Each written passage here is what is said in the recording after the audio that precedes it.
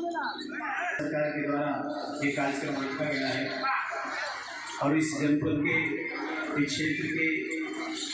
विधायक परम संदीप परम पूज्य माननीय विधायक जी हम सबके बीच में हैं और इस क्षेत्र के पूरे जनपद के सांसद माननीय पूज्य जी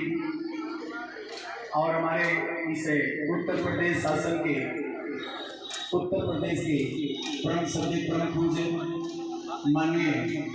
योगी आदित्यनाथ जी का स्वागत अभिनंदन करता हूँ, नमन करता हूँ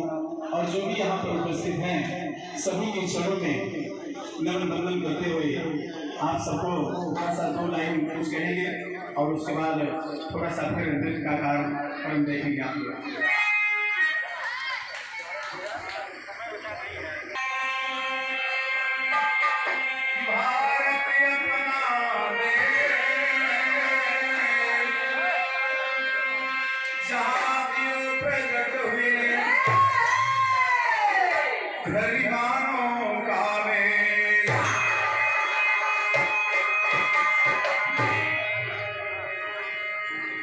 सही जन्मा की धरती को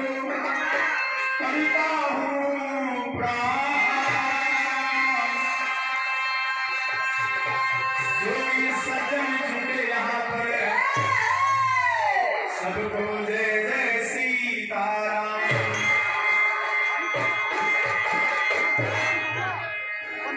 हमारे बीच में माननीय विधायक जी बैठे हैं, मात्र 2 लाइन कहेंगे। कहना है